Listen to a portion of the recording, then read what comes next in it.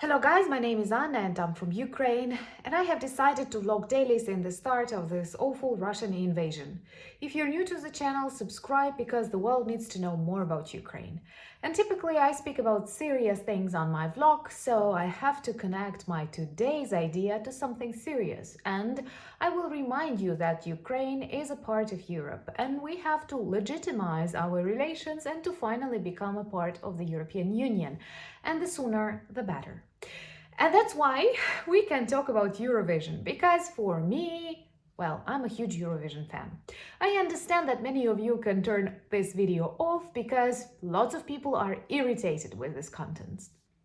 I cannot tell you that I like it that seriously as I do some cultural events or something. But for me, it is similar to a football match that men like watching, shouting, commenting.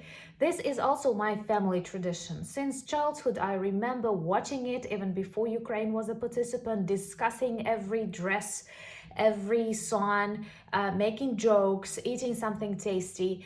And even when I traveled and I was not back home with my parents, we exchanged messages, commenting what we liked, what we didn't, and I even bet with my father for money. So you can imagine that this Eurovision, I will miss them immensely. But I also will watch it because that's important. That's my tradition that I want to preserve. Somehow being a Eurovision fan, and many of my friends make fun on that because like I'm a serious lady doing serious things, and here I melt when I watch that competition. And very often I miss something important.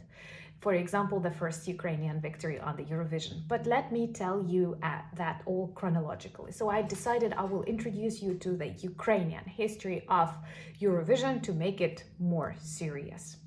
So Ukraine joined Eurovision for the first time in 2003. And we did not get something on the top, but on the very next year, 2004, we were the winners of Eurovision with our popular singer Ruslana and her wild dances. And I missed that victory because I was returning back home from Kyiv on train with my dad, and I received dozens of messages from my friends telling me, we have won Eurovision, we have won Eurovision. And that was like 2004. You did not have a lot of mobile internet, you could not watch it streaming, and at first I did not believe. But then I was super proud. Of course, I watched it later, and it was a very patriotic, very bright moment in our culture, in our history, and we were happy to meet Eurovision in Ukraine on the next year. And what is also important, that was the 50th anniversary of Eurovision.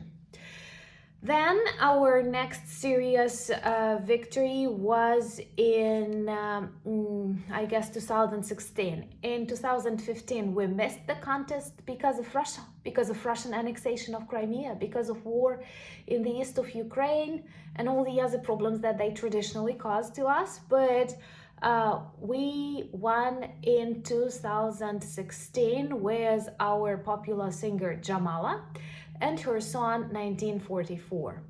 Wild Dances, the first winner song, is about a little bit about Carpathian Mountains and wild dances, and 1944 is a serious political work of Jamala, who is of Crimean Tatar origin.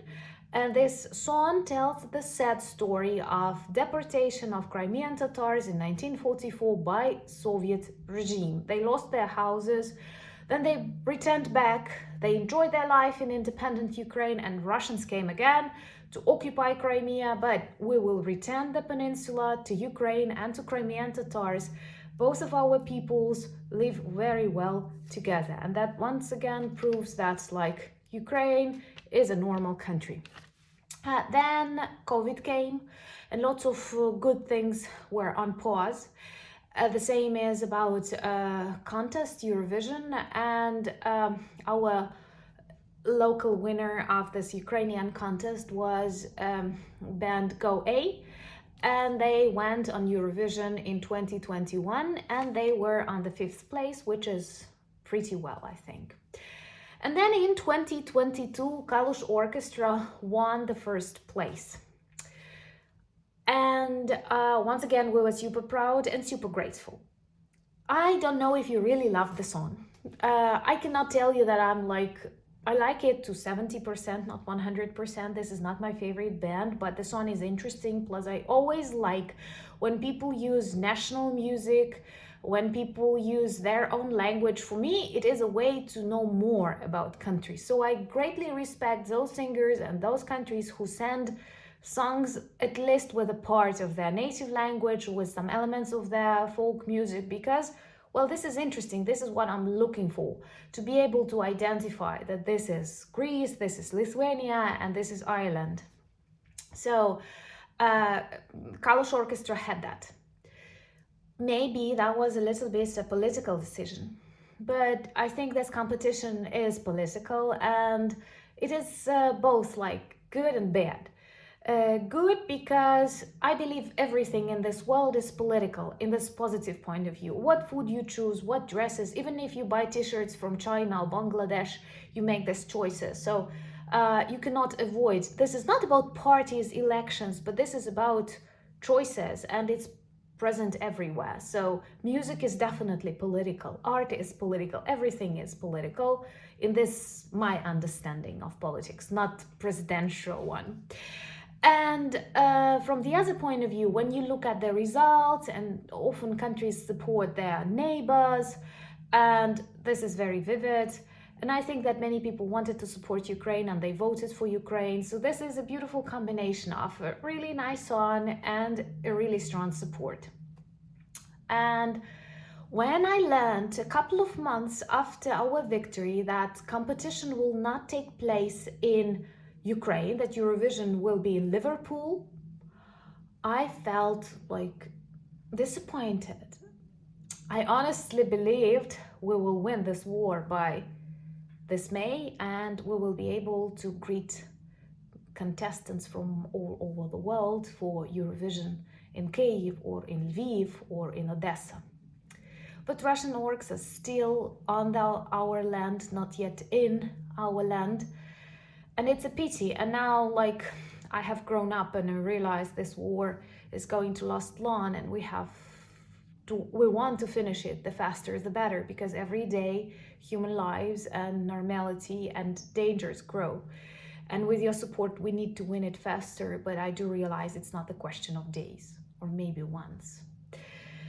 And so we are very grateful that England meets us. Liverpool is a very symbolic city, and I will definitely watch the competition.